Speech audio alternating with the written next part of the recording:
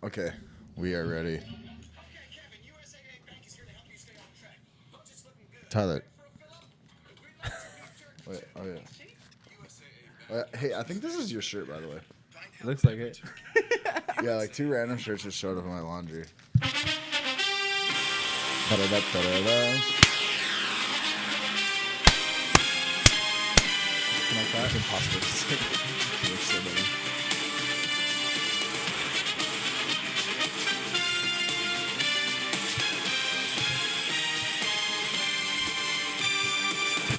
All right, that was copyright, but I don't give a fuck. Welcome back to the Average Bros Fantasy Football Podcast. It's your boy T. I need to turn my headphones down. Anthony. My eardrums are blown. My name's Anthony. He starts screaming. Like, why? And I'm Michael. We're here. I'm yelling because I'm excited about 31 through 40. Oh, hell Get some yeah. value picks here, 31 through Getting 40. a mangina boner. Fuck. You got boners? I got boners. We're all just sitting here rock hard over here. Hell yeah. Welcome back to the Rock Hard Podcast, where we're fucking solid hard, where we slam Cialis and give you advice. Let's get fucking hard. I mean, let's get into the football facts. All right, so we've touched on players 1 through 30. And we're working our way into number 31. 31. Hill. Mr. Tyreek. Tyreek Hill. So basically, what we're doing is we're breaking down the 31 through 40 here. And again, guys, we just want to go over it. You know, we're just a bunch of average bros. We're just like you at home listening or in the car, wherever you guys are at listening to this. You know, we're just average like you guys, but we dig deep. We're looking at some in-depth stats. You know, we're doing a lot of research. You know, and we just want to give you guys this information and knowledge that we found. That way, you guys can use it to your own advantage and make the best, opinionated picks for yourself. You know. Yeah, I mean, we're going balls deep on this. Yeah, All right, balls so deep. Tyreek Hill, he's so fast. He's so He fast. makes fast people look Yo, what if that was not our, fast. Not fast. that was our Tim. Yo, you should die. Tyreek good. He fast. You draft him. I don't know what that accent was. I don't know what that was either. We've been doing this for a while. Okay. Like 4 episodes a while. Okay, so what do you guys think about Tyreek? I love Tyreek Hill. So Tyreek Hill, the guy's he's a big play monster. I feel like after 2 seasons, you can't discredit what he is. It's not like it's been like 4 games and he, made 2 big plays in 4 games. You're looking at 2 years of him just making explosive plays. He just made another one in the preseason where Patrick Mahomes threw the ball like 95 yards and he just torched everybody by like 10 yards. He and literally just ran right by he's everybody. like, hey guys, I'll see you later. I'm gonna go catch this. He said, yeet. So I mean, if you're in any kind of, if you're listening to this and you play best ball, I mean, he's a great wide receiver to target. Any kind of bonus leagues where you get big touchdown bonuses, he's a great guy to target because he actually only saw. I got to look at his red zone targets. He only saw 4 targets inside the 20 and 1 target inside the 10-yard line. All of last season. Most of his touchdowns have came from big plays. He's not a red zone receiver. He's not going to get plenty of red zone targets now that you have Sammy Watkins coming in, who is a good red zone receiver on the outside. I think it'd be very hard for him to reach that 10 touchdown range based off of him not being a red zone guy. So I think him, finishing in the top 5 is most likely unrealistic. I think he could make some more big plays this year with Mahomes being able to move out and just basically chuck the rock 90 yards and him catch it. He's one of those guys where if you like the splash plays, explosive plays, and you want to be boom and bust a little bit, that's your type of guy. You're going to get some boom and bust games with him. That's the only negative with him. Even though I like Tyreek Hill, I had him in the past 2 years. I think that Alex Smith had like one of the best seasons in his career last year. Yeah. Did he not? Yeah. His best season of his career, yeah. So, I mean, he's just coming off of his last quarterback's best season of his career. It's like, I think there's potential downside to him this year. But, I mean, it's not like he's like a high-end receiver. You're not getting him too high still. So he's kind of worth it. But I don't know if I'm going to target him the same as I did last year in my drafts. Yeah, I kind of feel the same way. I mean, he only had 105 targets last year, which really isn't that much. And there wasn't any other real receiver on the opposite side of him, you know. And this is the first time that, you know, they bring in Sammy Watkins. This is the first time there's another receiver opposite of him. But kind of Sammy Watkins can kind of do the same thing he does. He stretches the field and whatnot. Like Anthony was saying, he's not really getting a lot of red zone targets. That kind of worries me. I mean, there's no doubt that he is a big play guy. I mean, he kind of reminds me of like when Deshaun Jackson first came in the league. Guy who's just speed and he just runs right by you. Big plays. You know, Deshaun Jackson wasn't really a big red zone guy either, but I mean, he was getting 40-yard touchdowns here and there. You know, like every week it seemed like. So some crazy stats with Tyreek is he had 10.8 fantasy points or more in 11 games, 11 out of the 16 games, that's pretty fucking good. And the last 7 games in a row, he had double-digit points. So it's you know, safe. You know, he wasn't busting for you at all. You know. Yeah, I mean, you're not picking Tyreek Hill inside your top 10 or 12. So you're not necessarily gearing him to be your wide receiver 1 on a consistent basis.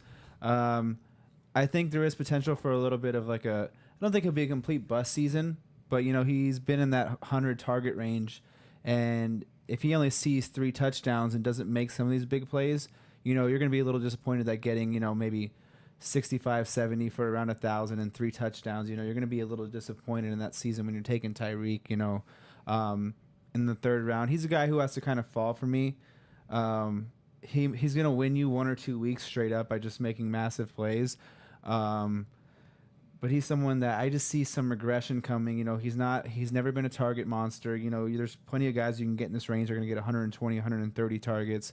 You know, there is, you know, the quest, like, yeah, I said Mahomes can make some big plays, but, you know, Mahomes could also, you know, flop on his face a little bit and not be what everyone's expecting him to be and throw for 1,300 yards. Maybe he throws for 3,300 where Alex Smith threw for 4,300. And, you know, you're going to see the yardage numbers dip. You're going to see a dip in, you know, receptions and touchdowns.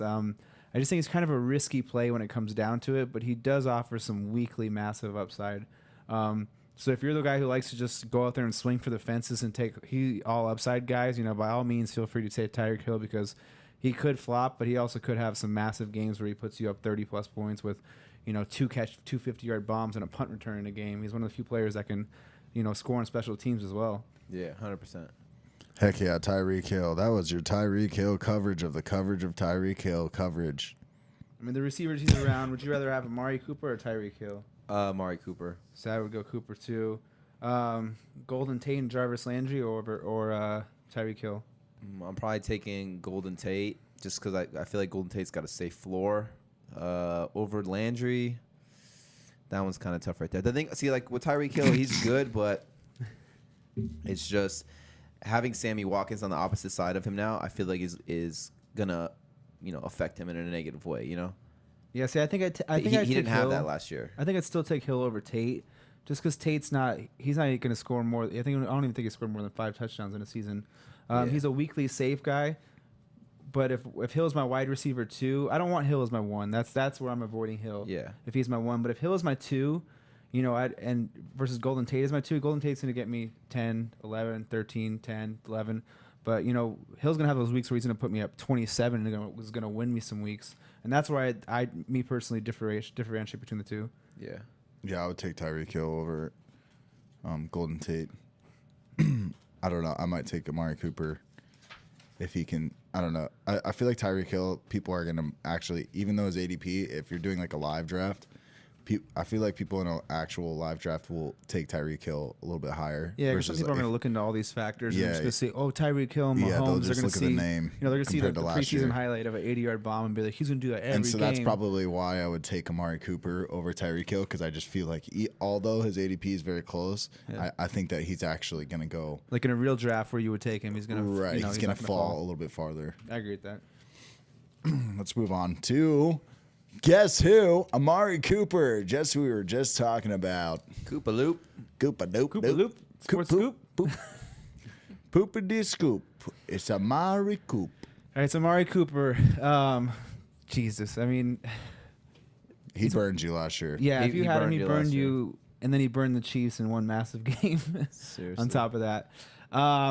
Amari Cooper, I mean, he had to start his career, he was, 2,000-yard season of 72-plus catches and 130 targets in each of those first 2 years. He was a wide receiver 13 and the wide receiver 22. Then, everyone kind of pegged Amari Cooper for that receiver who could and should take the step that next year. And the wheels just fell off. You know, it was Amari Cooper's drops. It was, you know, him being inefficient, but it was the whole team. You know, Derek Carr was down. Michael Crabtree was down. The whole offense as a whole was down. The reason I'm kind of optimistic on Amari Cooper this year is in John Gruden's 11 seasons, John Gruden, he has every receiver, his wide receiver one in his offense has topped at least 1,000 yards in every season. The wide receiver one has averaged 140 targets in those years. Gruden likes to run a West Coast offense. And what he does in the West Coast offense is he puts his wide receivers ones in the slot. Think of like T.Y. Hilton, Doug Baldwin, you know, even Odell Beckham moving into the slots. What does it do? It allows these receivers to get open, make yards after the catch, you know, take a slant and run it 40 yards after the catch. And I think you're going to see his catch percentage jump up due to these more, you know, underneath routes for him. Do you think Jordy Nelson will cut into that more than Michael Crabtree did? I think if you had to take Michael Crabtree at his point in his career last year and Jordy Nelson at this point in his career, I think Michael Jordan's a better receiver. I think Michael Crabtree. I mean, he is Michael Jordan, so he's the GOAT. I think Michael Crabtree's better at this point in his career as a receiver. I'd probably agree too. And it's a part of me is curious is like, will Jordy even be able to play the same? Yeah, his yards per catch. I have it right here. Jordy Nelson, he was around 14 and 15 yards per catch prior ACL tear. Then he had the ACL tear and it dropped to 13 2 years ago in 2016. Then last year his yards per catch dropped to 9.1. So it's basically saying he's not able to get down the field and do the things that he was used to do back in the day. You know, could he be a red zone threat and take some of the red zone upside? Yeah, you know, he's been a big body guy who's made some plays on timing. And there's Martavis Bryant, but I mean, he flashed for a year and a half, but you know, ever since he's gotten in trouble in the league, he hasn't, you know, been the same player. Yeah. So yeah, basically what you're saying. So when Amari Cooper gets 130 targets, he tops 1,000 yards. So I mean, you're saying that he's for sure should get 130 targets this year. Yeah. I think Amari Cooper is like the perfect wide receiver too. Like, you know, if you draft, let's say you draft like a Julio or Odell in the first round, and then you come back in like the third round and you grab Cooper, like you're not really relying on Cooper to be your one. I think that was the problem last year. A lot of people were relying on Cooper to be their one, and he flopped, you know, and it was like, oh man, you know, I spent such a high draft pick on Cooper second round to be my wide receiver one, and he was just a bum. So I think this year, you know, people are going to get him in the third, maybe even fourth round in some leagues, and he's going to be their wide receiver two, and people are going to be stoked. They're going to be like, man, I have Amari Cooper, and like they said, you could have like a Julio Jones or an Odell as your one, and then you're not really stressing so much. If I about could get Cooper. him in my flex, my PP. Yeah, you could get a flex. You could be like a roommate. His draft strategy is receiver, and then in the fifth round you go receiver, and then receiver, kicker, receiver. Yeah. And the thing I think what led to which is a solid strategy, by the way. I think what led to some of Amari's inefficiencies last year is he had some really low target games, and you know, him and Crabtree both were 96 and 101 targets, so they were both down as a whole. But he had games targets of 5, 2, 6, 1, 4, 6. So he had some low target games. There's no Crabtree there anymore. You know, John Gruden came out and said that he's going to be the focal point of this offense. You know, multiple times he stated we're running the receiving game through Amari Cooper. You know, and it's not like one of these, you know, Corey Davis, Devontae Parker, Josh Jackson. Oh, he's a first-round talent, but he hasn't done to put it together. Amari Cooper's already put seasons together. So it's not out of the realm of possibility that he puts it together and even takes another step. And, you know, I think he has potential top 6 receiver upside. You know, if he sees those 140 targets, you know, even 150, John Gruden's had 2 wide receiver ones go over 150 targets in the offense. You know, if he goes to 150, you could be looking at a 1,300-yard guy, and I don't know if he's a huge double-digit touchdown upside, but, I mean, maybe 8 and 85, 90 receptions. You know, it's not out of the realm of possibility for your wide receiver 2. He could end up being your wide receiver 1. You draft him as your 2. Yeah. I mean, yeah, he's definitely going to bounce back. It can't get any worse than it was last year. So, I mean, if you draft him in the third round, he's going to do better than what he did last year. I mean, think more of those first 2 years he was in the league. Like I said, perfect wide receiver 2 because you're not really stressing about him to put up those wide receiver 1 numbers, but he can get you those wide receiver 1 numbers. Mike, anything? Yeah, I mean, I'm definitely targeting Amari Cooper this year. That's all I got to say. He's one of my favorites too. For sure, yeah. I like how you waited till I went live on here, and just so because I told you that I pay attention when I do that. Fucking dick. Okay, let's go on to number 33 in the rankings, Demaryius Thomas of the Denver Broncos. All right, so Demaryius Thomas, his fantasy finishes over the last couple of years: wide receiver 20, wide receiver 16, wide receiver 11, wide receiver 2, wide receiver 1, wide receiver 5. So he's been top 20, for the whole period of time. I think Demaryius is also one of those guys where he's like more of a wide receiver 2 now. Don't really rely on him to be a wide receiver 1. He had some monster years with Peyton Manning. They haven't really had any good quarterbacks since Peyton Manning left. Brock Osweiler is just... tall quarterbacks, they work, right? But I guess not Brock Osweiler. Mike Glennon, Brock Osweiler. Yeah, the thing with Demaryius Thomas, sorry, cut in, Tyler. He still had 140 targets the last 2 years. And that's been with some terrible quarterback play, like Tyler just stated. You have to figure Case Keenum's at least an upgrade from those two. If he could play anywhere at 80% of what he played last year, Demaryius Thomas is gonna, see more catchable targets, versus where he's had the last 2 years. The last 2 years he sat at 140 to 144 targets. He's their wide receiver 1 target. Like Tyler said, I don't think he's that wide receiver 1 he was back in the Peyton Manning years. But I think he is. I think he's pretty safe. I don't think you can go. I don't really see a world of him dropping, without an injury of under 100 targets. They drafted 2 rookies who they're trying to. The writing's on the wall. They're trying to, make these guys take over Emmanuel and Demaryius in the future. But they're still rookies. They're still learning curves. Even if his targets drop a little bit, I think it should even itself out with the quarterback play being better than it has the last 2 years, because it can't get much worse than it's been out there. Yeah. So some interesting numbers for him. He's actually had 140 or more targets in 6 straight years. So that's, we're talking about volume. That's volume at its max right there. He's also had 1,000 receiving yards in 5 of the last 6 seasons, and he's had 90-plus receptions in 5 of the last 6 seasons. So, he's been pretty solid. I think he's pretty safe for where he's at. You saw how Thielen did and Diggs did last year with Keenum. So, Thomas could and Sanders could pretty much do the same thing, I feel like. Yeah, I think Thomas is gonna. Sorry, this is kind of actually opinion I just came up with right now in my head. He's getting a little older, so I think he's gonna start getting that almost that Larry Fitzgerald type of disrespect from your average. I even have that feeling about him. Yeah, too, he's gonna get you that. Can't help. Yeah, he's gonna get that. Oh, he's old now. He's not the same player he was. And he's still gonna quietly go out there and get you 80 catches, 1,000 yards, and maybe I don't know if he could do double-digit touchdowns anymore, but 5 or 6, and if that's your wide receiver 2 or maybe even 3, he's going at the turn in the end of the 4th, early 5th. He could be your flex guy. I think my frustrations with guys like Demaryius Thomas is like you don't know, is it going to be Demaryius Thomas scoring the touchdown or is it going to be Emmanuel Sanders? I feel like it's like a flip of a coin. You really don't know. Yeah, just with that offense. Thomas has more of the touchdown upside out of the 2, but yeah, do you remember that was like I don't know. It's just like one of those frustrating things. Remember Tevin Coleman just kept getting every touchdown. Devontae Freeman would run the ball for like 90 yards, and Tevin Coleman would be, and like it's just like I feel like it's just one of those frustrating things. You just don't know where the play is gonna come out of. Yeah, I agree. And being able to get him at the flex, like Tyler said, or your wide receiver 2 or 3. I just that's kind of where I don't think he's a bad pick. If you don't really know who you want to take there, and you're in like a log jam, and you don't want to reach for somebody.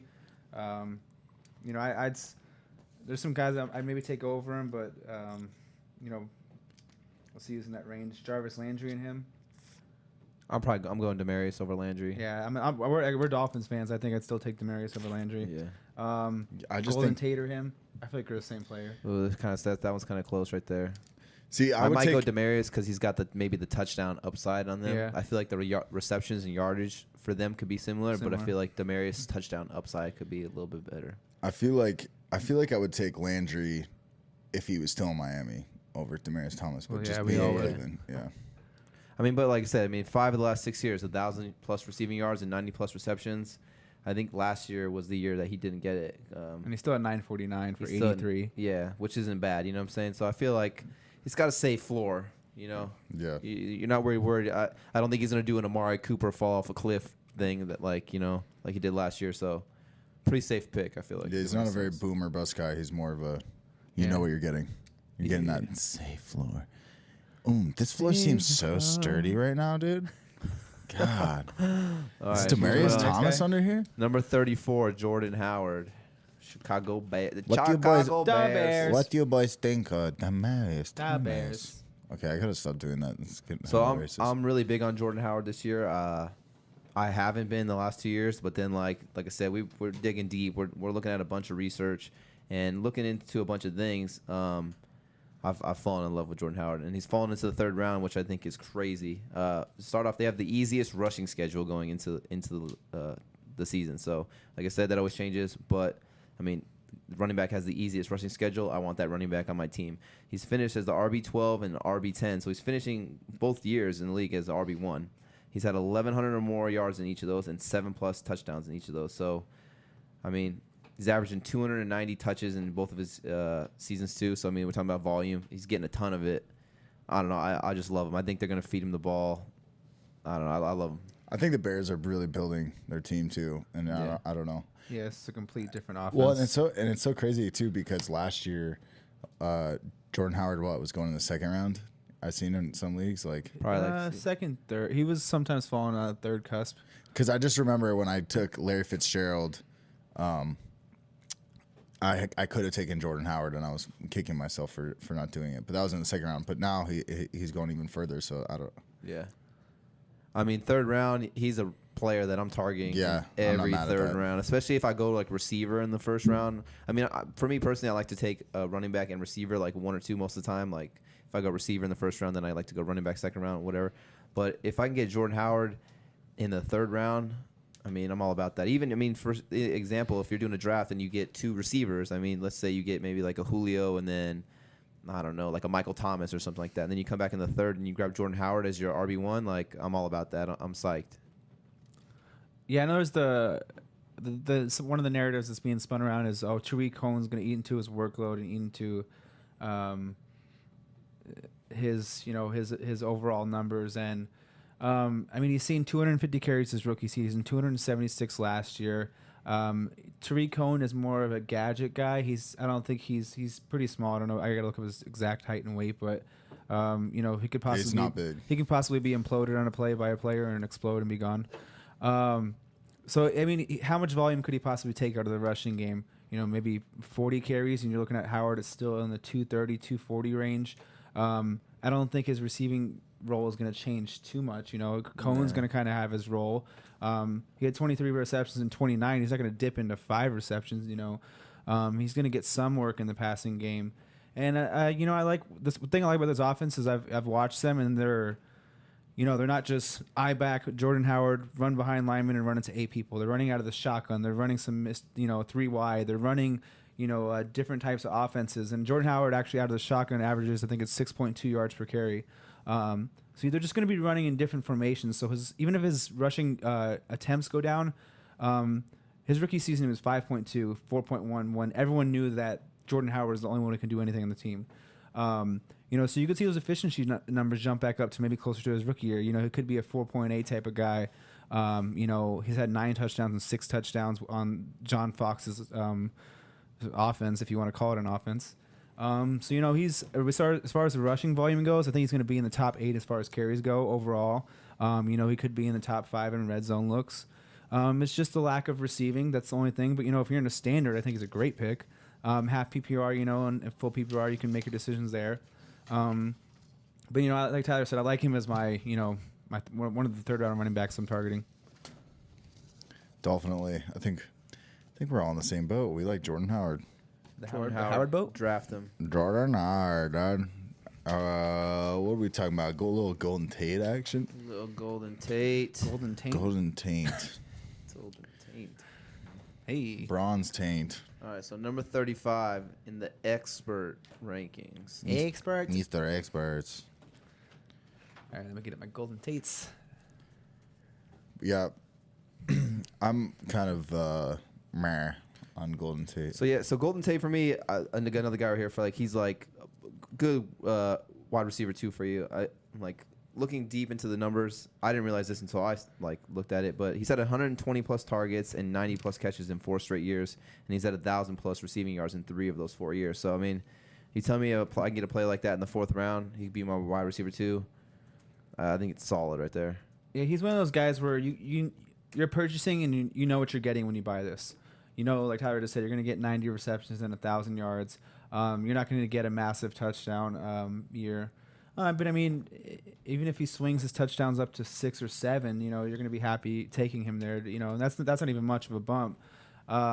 You know, it's the same. You know, new head coach, same coordinator, so it's the same offense intact. This is probably the best offensive line that Matthew Stafford has had over his last few years.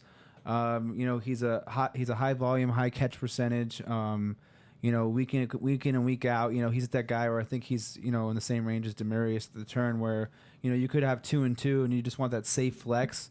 You know, and you have him and you can play him on. You don't have to play him every week if he's your wide receiver 3 or your flex. You know, you can mix in some high upside guys, but you know that, hey, if I put Golden Tate in here, he's not going to lose me my week. You know, Golden Tate's going to still go out and get his, you know, 6 for 60, you know, 5 for 84. He's still going to have those games. You know, he's relatively a safe floor if you know, at that turn where it's like you might take a chance on somebody and a whiff. But if you want to have that, know what you're buying in the 4th, 5th round, like he's one of those receivers where you know what you're buying.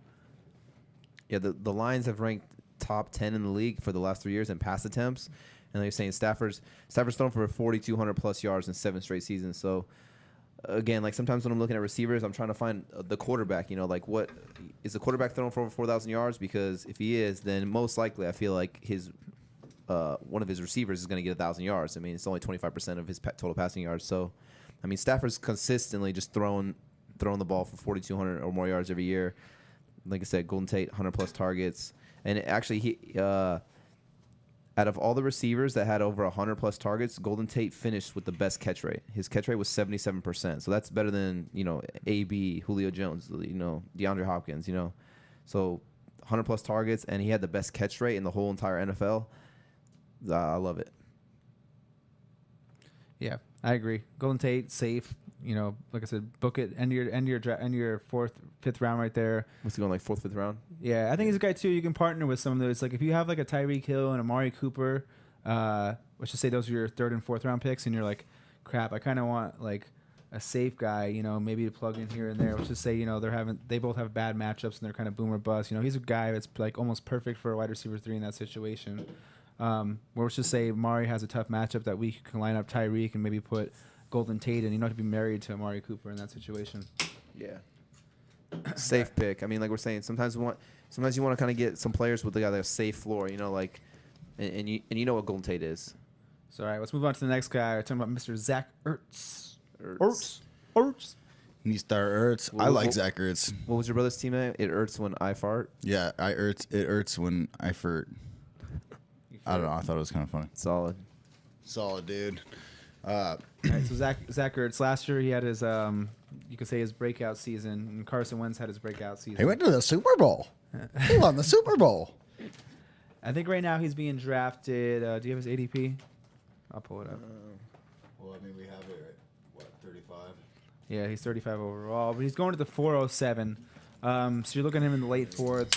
I think where he's going, I'd rather take some other players, me personally, than Zach Ertz. I don't think Zach Ertz is bad. But I just think Nick Foles already has a shoulder injury. Carson Wentz, we don't know who's going to be 100% coming into the year. There's just a couple questions here, and his numbers actually aren't that much different. I like, you know what tight end I like at a later round more than Ertz is like Evan Ingram. You know what I mean? I mean, they could have similar stats. You can get Evan Ingram way later. But that's my point. I agree with you that he's going a little higher than I would like. I mean, his 2016 and 2017 numbers are basically the same. The only difference is there's a 4 touchdown bump. You know, Carson Wentz is due for a little touchdown regression. He threw for 7. His passing touchdown percentage was 7. Which, if you've heard me say before, Aaron Rodgers is the best quarterback touchdown in the league right now, and he averages. I think it's like 6 for Aaron Rodgers. So there's going to be some regression there in the touchdown department. So if his touchdowns dip, you know, if neither of those quarterbacks are healthy coming in, it's just a little bit of question marks for me. Now, if Alshon Jeffrey's out to start for 6 games, you know, I might consider him back in this range where he's going at, but that's something I got to watch over the next few weeks. For me, this is just too high of a draft price for me, especially they went out and they drafted Dallas Goedert. Am I pronouncing that right? Goddard. Goddard. I think it's Goddard. Goddard. Anyways, so Dallas Goddard is Zach Ertz. I mean, when they were asking Goddard, who would you compare yourself to? He said Zach Ertz, and now they're teammates. So, like you were saying, he doubled his touchdowns, his career high touchdowns last year, and I just don't think he can repeat that again, especially with Goddard there. I feel like he's going to eat into that a little bit. I mean, I like Ertz. I think he's good. But for this draft price, I just think there's better value at the other positions that you can grab right there, So where are you comfortable taking Ertz? Like, he is one of those few, like, maybe you could say 4 to 5 tight ends where you can kind of like just leave him in there every week. Like, what round are you comfortable? If someone's like, hey, I want Ertz, I don't give a crap. Like, what round are you comfortable kind of taking him in? Ooh. 7, 8. If that. What's his ADP? 407. 407. Ooh, see, that's just way too high for me in the 4th round. 5th round. See, I'm okay in the 5th, just because the tight end landscape it is shaky. If you don't get one of those top 3, you're looking at, you could be looking at streaming. The 5th is probably where I'd consider it. I would prefer the 6th, but let's be realistic. He's not going to fall to the 6th in home drafts. Yeah. Like we just touched on, if those touchdowns regress, and the yardage and receptions are about the same, or even if the yardage and receptions dip a little bit due to his quarterback health to start the year, that's some of my concern. Is it's not necessarily I think Zach Ertz is bad.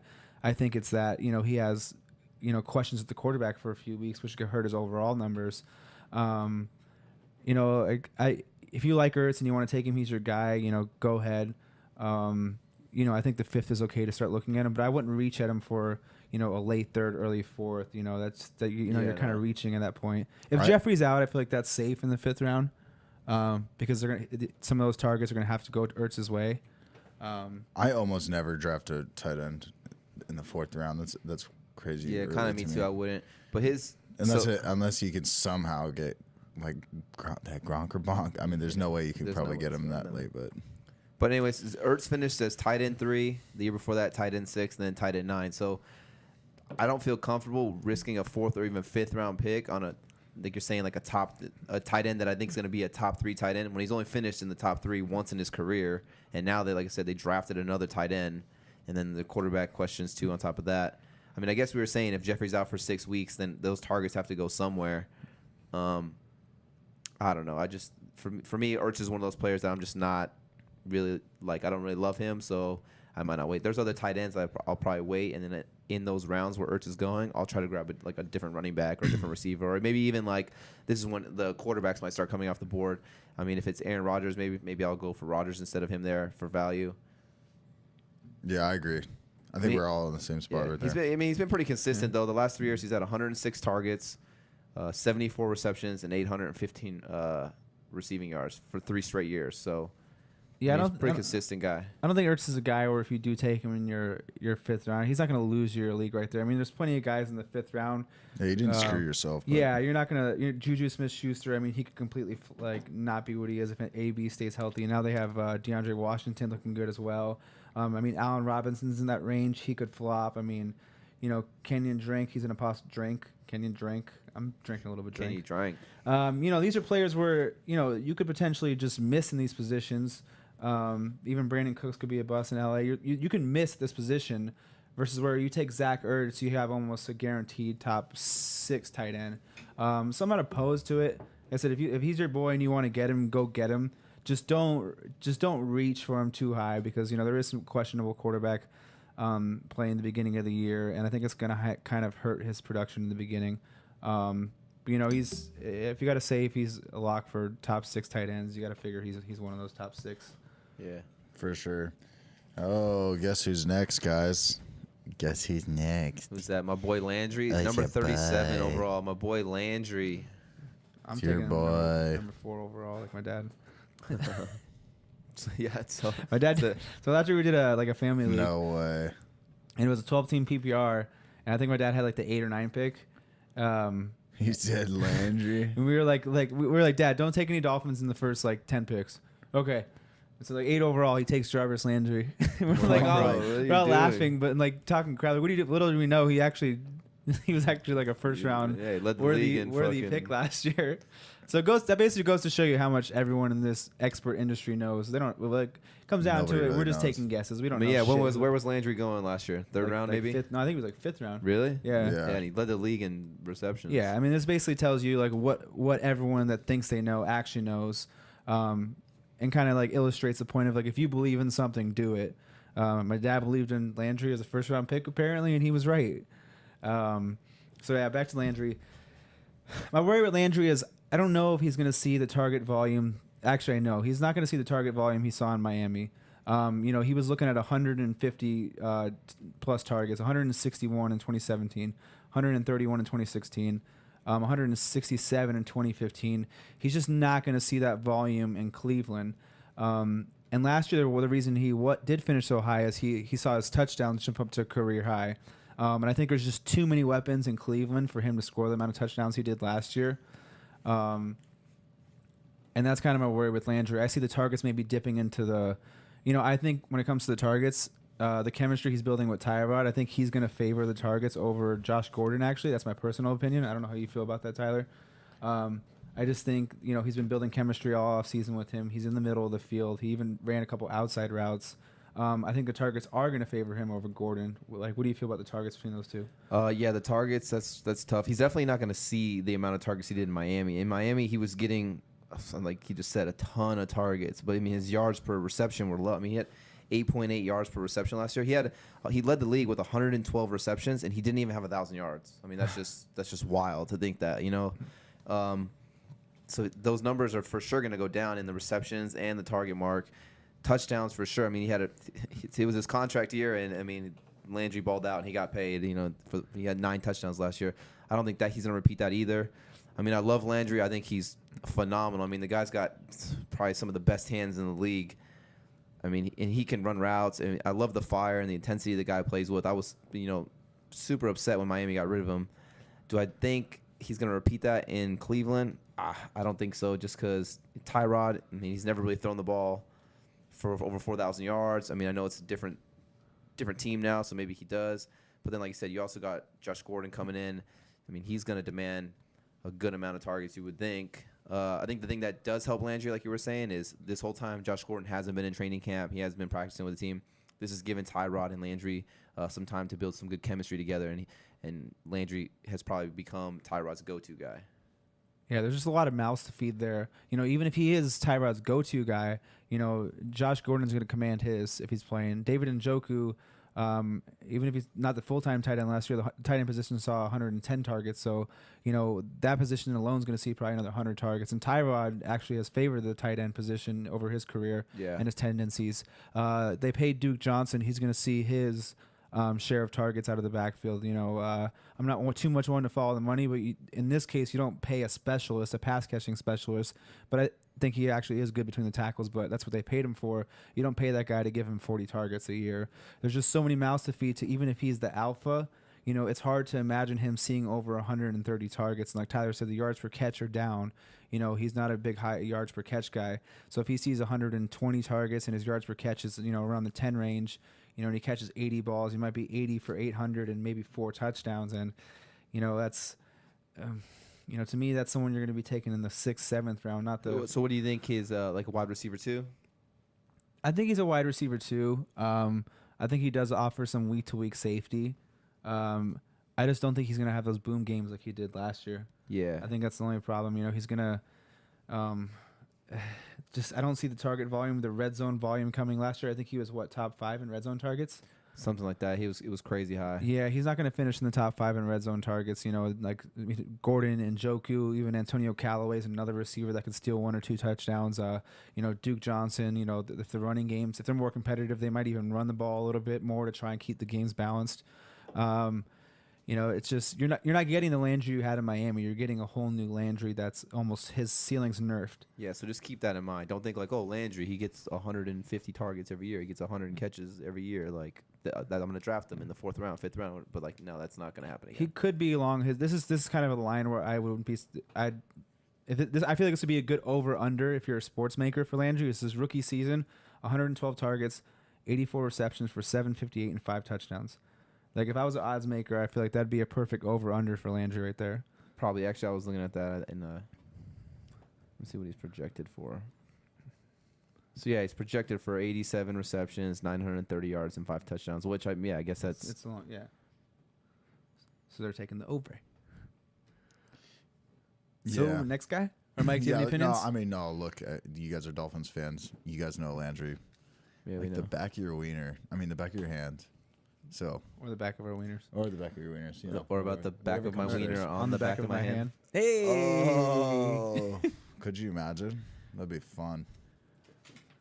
All right, so next guy. We got the discount double check. Rodgers. Aaron Rodgers. Oh, I thought, yeah. You thought it was Sorry. someone else? No, I thought. My bad. I got mixed up. I thought McCoy was next. So for when you obviously Rodgers QB1, he's I number feel one like there's QB not coming much off the to board. say. Yeah, I mean, Yeah, we can be It's like kind of a- the thing with this is I would just have to say keep an eye on your scoring format. So if you're getting 4 points for a passing touchdown compared to 6 points for a passing touchdown, I mean that's a huge difference right there. So, and I that would boost whether or not I draft Rodgers in a certain round or not. You know, if it's 4 points for a passing touchdown, I'm gonna wait on a quarterback. If it's 6 points for a passing touchdown, and we get to like the third round, maybe fourth round, and Rodgers is still there, like yeah, but I'll take a jump on him and try to grab him because that's if he throws for 3 touchdowns in a game, that's already 18 points. Then not even added the passing yards on top of that. Yeah, I mean, you can pay attention to 4 to 6. He does throw more touchdowns than anybody. It's a bump for me, but it's not a massive bump. I look at I'll start considering Rodgers in the middle to late third. Fourth is where I'd prefer to take him, like early fourth. I'm just trying to some people are going to be like, I want a quarterback and I want a top one. I feel like this year more than anything, there's a lot of talent in the first 30 picks. Yeah. To where you're missing out on some potential elite players if you reach on Rodgers. But in that 6 touchdown, he does offer those games of 3-4 touchdowns where there's not a lot of quarterbacks who go out there and put up 3-4 touchdowns in a week and could do it back-to-back weeks. Actually, he could push over 40 touchdowns. He's actually probably one of I don't know if handful of quarterbacks. That Yeah, maybe 3, 4 can go over that. But yeah, I if you want to start looking at Rodgers, what I would recommend personally is you could start looking in the third because there's a lot of talent at running back and receiver. And if you take him in the early third, like if you take him at 302, by the time your pick gets back to you, you're going to lose a lot of wide receiver and running back value. Think about that. That's like what 13 dudes. Yeah. Running backs and receivers that you can be getting. So you prefer more in the back end of the third round? Middle to back end, yeah. I mean, you're still looking at you're still looking at your tail end of the like Mike Evans, T.Y. Hilton receivers, even Jordan Howard, Joe Mixon, Christian McCaffrey. You're looking at that range to where if you take him there, you're losing. And then you're gonna come back in the 5th round. You're gonna be looking ugly, at for some of those. Yeah, players. you're gonna be looking at like J.J., maybe Kenyon Drake, and the receivers Allen Robinson, Juju. That drop off right there to me is just not worth taking Rodgers right there. But like I said, if you like him, I'm fine with start looking at middle to late third. That's where if you're going to take him early, that's where I'm okay with that. I mean, he's one of those guys. Like I said, we're getting 6 points. A lot of the leagues we do 6 points per touchdown. He'll get you a 30 burger. I feel like on a consistent basis. Like one of our roommates just did a draft. He went Odell in the first round, Devontae Adams in the second, and in the third round, I was telling him he should draft Aaron Rodgers. He'd get double points with Devontae Adams. But Josh Gordon's way better though. He drafted Josh Gordon. I don't know if I would agree with that one. But like that's a scenario right there. He had the 11th pick, so he was in the back end of that third round. So even though if he would have grabbed Rodgers right there, he could have came back and got he another would have had a pick in two more more picks. He would have picked again, and he could have grabbed a running back right there or something like that. Or he could have even just went and picked Josh Gordon like he just did. Yeah, he probably could have done that too for sure. Still for sure been I just feel like the value for the points rise, like who's going to score more points on a consistent basis? Aaron Rodgers would score way more points than Josh Gordon will, Yeah, there's a value-based drafting, something I'll try and get into more as the year goes and give you guys some more information on that. But Aaron Rodgers, when he plays 16, it basically ranks the players on their value versus the average position. He generally falls into the top 24s in, value-based drafting. Kind of brief explanation is like, the average running backs versus Le'Veon Bell or Gurley, whoever you want to say, will rank number 1 in value-based drafting. Like Aaron Rodgers still, based off of value, finishes right there on that cusp of the second, third round. So that's why I'm okay, because you are getting your value with him there. Yeah. I think we all agree on that. Yeah. Yeah. And Rodgers, end of third round. Discount the double check. earliest. Rodgers. Let's talk my boy McCoy. Shady. Shady. He seems shady Yeah, this year, huh? things are getting shady for him right Things now. are getting He's in shady. some trouble, eh? What is he at? Triple 38? What are we at? Yeah, 38 39, right right? here? 39. 39. Ooh. All right. Is he? He's not. He's under investigation. So if you don't but- know what's shady, there's a big. I don't know the details. It's I'm trying to. It's a messy situation. Right now, you it's know. like a he said, she said kind of thing. We Yeah, don't know. it went from abusing the girlfriend to abusing dogs to drug abuse, baby mama drama. Yeah, to now it's supposedly hired someone to do some stuff. I don't know. I'm not in the legal aspect of it, but there's those worries. That comes built into where the league could hand down if it's week 2 and he's found guilty. You could be losing LeSean McCoy from possibly the season or 6 weeks plus based off like the allegations they're making. Yeah. It might not be a small suspension. You could be looking at like a big time suspension. So let's put that to the side for a second and try and look at the actual shady. He's been a workhorse in Buffalo the last 3 years there? 3 years in Buffalo. Yeah. What did he rank in overall touches last year? I think he was like, it's right here. Let's see. LeSean McCoy was second in overall touches last year. Who does Buffalo have? They have LeSean McCoy when it comes down to it. Yeah. They signed Chris Ivory, but I'm not really. Yeah, I'm not really worried about that. he has a lot of red flags with me. I would need him to fall into the 4th round for me to start considering him. There's just the lack of potential scoring offense, the lack of outside weapons. He might have 8, 9 men in the box, and his efficiency last year dropped to the lowest of his last it's been at least 4 or 5 years. He was only at 4 yards per carry, and on top of that, they lost 3 linemen. So they lost 3 of their starting linemen. So this is a line that's bad, an offense that is bad. It's going to be 8 men in the box, no threats. It's just going to be hard for him to, make these massive games. I wouldn't fuck him with your pick. Yeah. They're saying Pro Football Focus has their line ranked as 29th. They have no quarterback, really. They have, I guess, Kelvin Benjamin. That's it. But he's not a guy who takes the top off the defense. He's just a big body guy. They got Clay, who's a decent tight end. I don't know, man, dude. Last year, remember we had the same talk last year about Jets? Buffalo. The Jets last year, I feel like it was. Oh yeah, that's true. But that was the Jets. It was more the Jets. No one thought the Jets were going to win a game last year. Yeah. I just feel like all the arrows are trending down on this. Yeah. It's like no quarterback, no real receiver threat. The line isn't good, and then he's got legal action on top of that. He really is all they have. So I wouldn't be surprised if he saw 300 plus touches. What did he have? 346 touches last year. Yeah. I wouldn't be surprised if he had 300 plus touches again this year. But he is going to be 30, and that's kind of like the age where the running backs typically fall off. Is what the standard is. I'm just not willing to risk. Like I said, with all the arrows trending in the wrong direction, I'm not willing to risk that. I love Shady. He's one of my favorite players. Say you're in a live draft and he drops and it's a 6th round and nobody's touched him. Oh, 6th round, yeah. 6th round, I'm probably gonna draft. Or okay.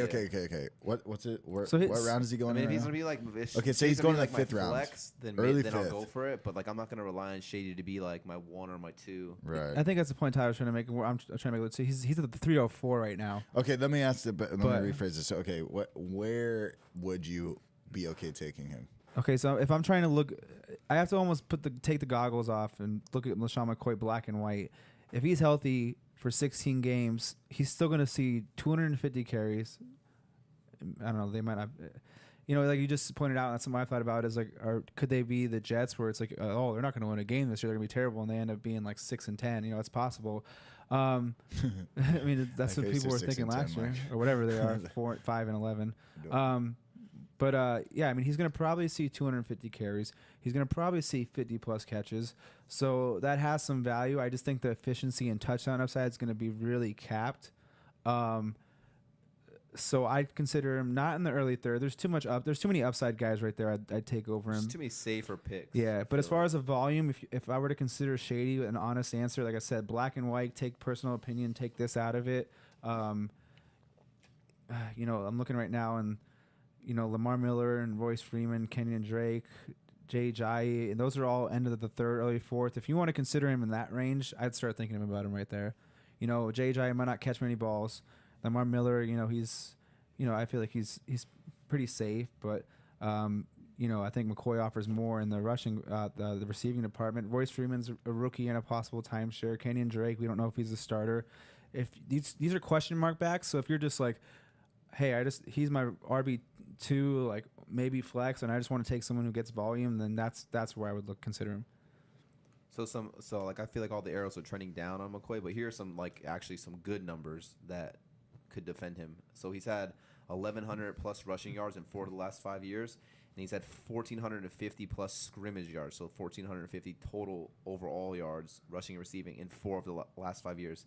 And his touches since he's gotten in Buffalo have gone up every single year. The first year he was there, he had 235, 284, and then 346. So, I mean, they like to run the ball. They were actually ranked second in 2015, second in 2016, and fourth last year in most rush attempts. So, I mean, they're a team that they like to run the ball. So, and if Shady's there, he's going to get majority of the volume. Yeah, the volume statement's basically saying if you want to consider him in the third, that's not a bad pick right there. That's basically what the volume is saying. This is kind of like, our personal opinions on it too. I personally like the receivers there better. This is kind of where I'm targeting the receivers over the running backs right here, personally. But like Tyler just mentioned, the volume's going to be there. I mean, in a PPR league, if he catches 60 passes, that keeps his floor safe. He does play Miami twice, and he does play the Jets twice. So those are 4 games that should be competitive. If you want to take a deeper look into McCoy, look at a schedule and see what it looks like. They play the Patriots twice. They're going to probably get blown out in those games, even though they always play the Patriots tough for some reason. It's always shootout games. Yeah. I feel like. So if it's a shootout game, you're going to see a lot of dink and duck action. So, he could have a relatively safe floor. Maybe I'm undervaluing McCoy a little bit. Then now that I'm thinking about it and talking about it, maybe I, need to reconsider a little bit of where his volume actually puts his floor at. That's kind of actually something I'm realizing as we're speaking. Yeah, he could be one of those guys where you look back at the draft and be like, man, I can't believe McCoy went in the 4th round. I can't believe he went in the 5th round, when he finishes as a top 10 running back, I mean, volume-wise, is a top 10. Yeah, volume-wise, top 10. For me, it's just so many things are trending in the wrong direction. Like, in my own personal opinion, I think I'm going to stay away from it. The only thing that's making me scared of him is this whole, all this talk outside the league, not really injury. I mean, kind of. Just because he has so much volume, it's a little sketchy. That's what I worried about last year before I drafted him. But it's more just the outside stuff, which I think you guys are on the same page with me on that. Yeah. All right. Last one? Yeah, number 40. We talked about Allen Robinson. Allen Robinson. We should probably say their name right because we'll start talking and they'll be like, who the fuck are they talking about? Allen Robinson, wide receiver for the Chicago Bears. Like that? Yeah, there you go. Female voice? Yeah. So Allen Robinson, for me personally, another guy that he's kind of not on my draft radar.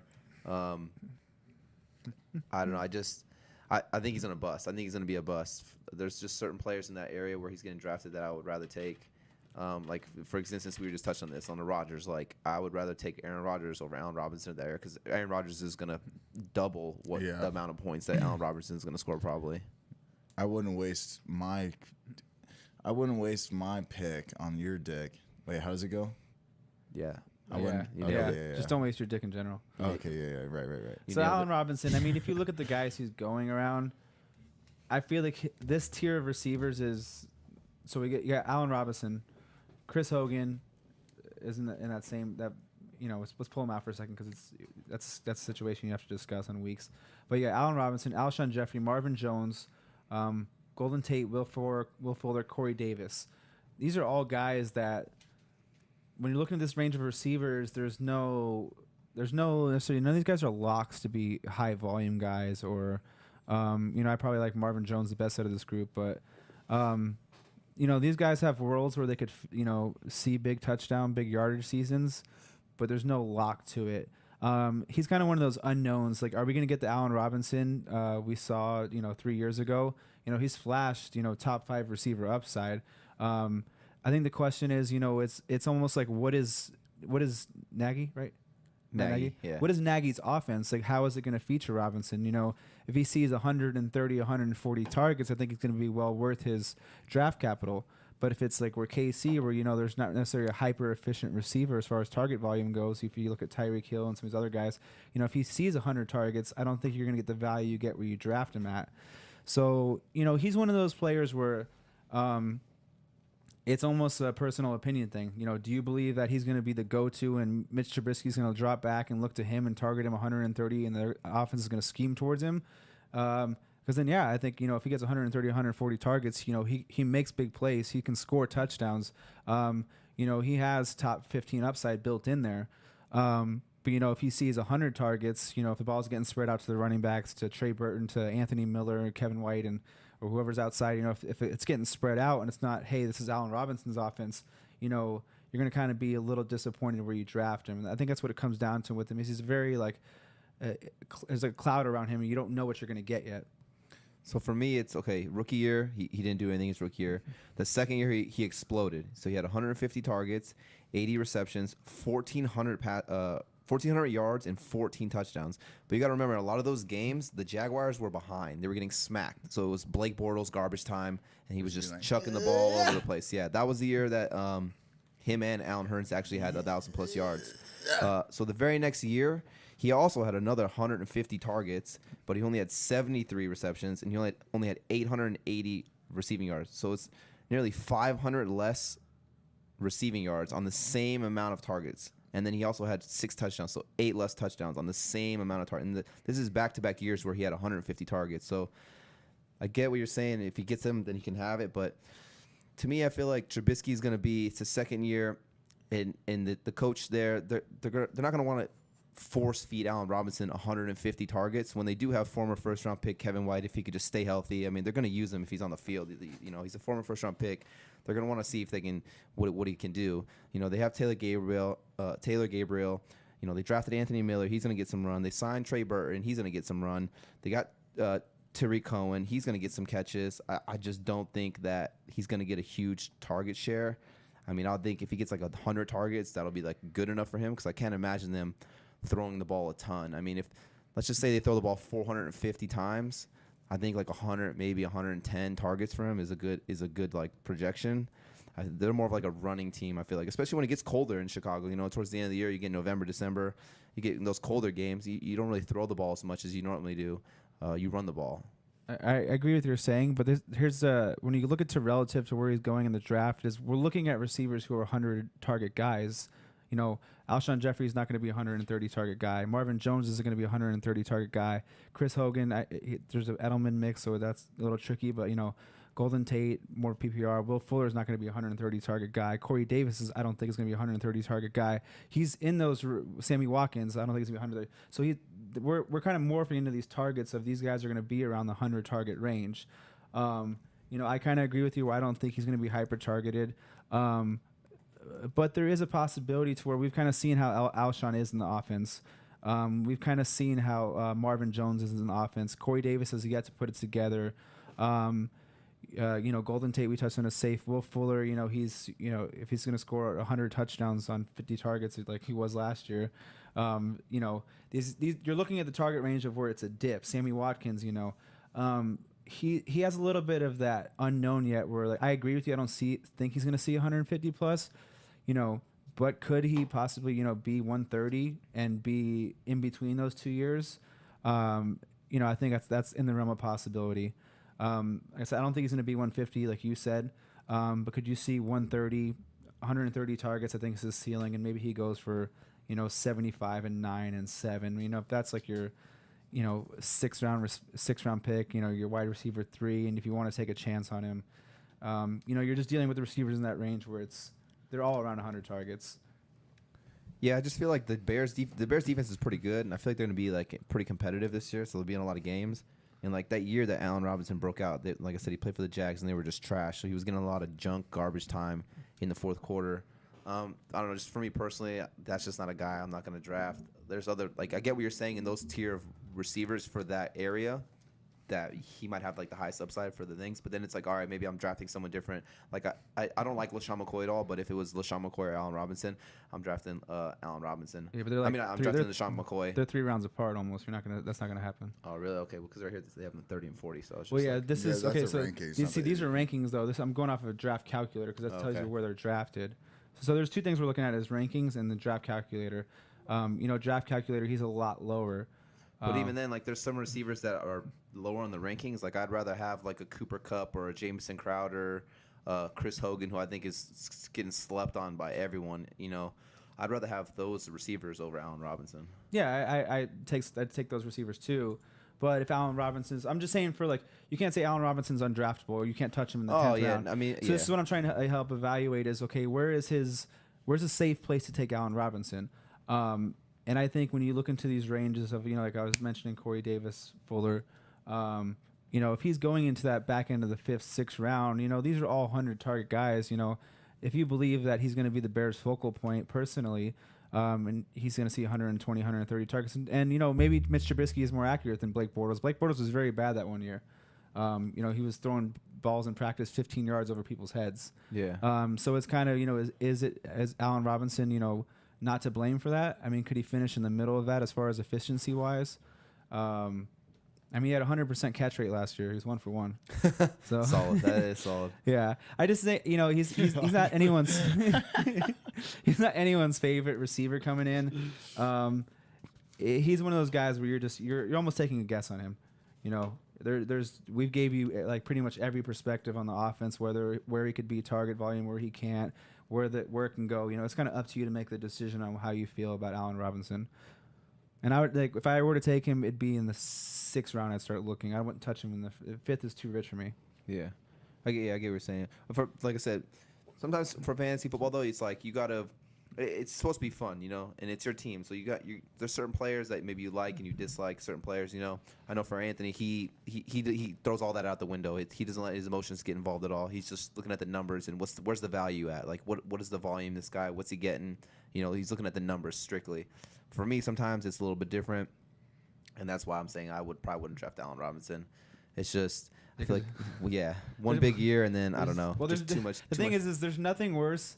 Like to touch on what Tyler said, there's nothing worse than losing with a team of players you fucking hate. Yeah. Then like, oh, I fucking hate Allen Robinson. I hate so and so, and then you end up losing with that team because then you're just like, fuck like, the world. Yeah, I was right. But then there's the chance of if they do hit, you're like, oh, okay, cool. But like Tyler, we just touched on it a little bit. It's your team. You want to be happy with your team, and there is nothing worse than losing with players you already hate.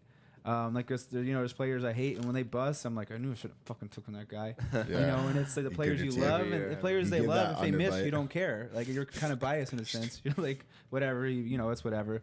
So that is part of it. Like we're here to have fun. It's not a business. You're not like getting paid a salary to do this. It's here to talk shit with your boys. If you love someone, take them. We're just trying to help you guys evaluate like, okay, where's the proper range? Of where you should start looking at players and taking players. All right, right Cool. on. And that's it. And that's how, folks. So that was 31 through 40. Thank you for listening. If you made it all the way through here, oh my God, you want a little pee-pee touch? Because I won't give it to you. Anyways, thank you for listening. Appreciate you. Go check out the website, as always, averagebrosfantasyfootball.com. We're on Instagram, averagebros_fantasyfootball. Also, that's averagebros_fantasyfootball. But also check us out on every type of Instagram, Facebook, /averagebrosffp. Anything else you guys want to say before we get off? Nope. Nope, that is See you it. next time. See you next time. Goodbye.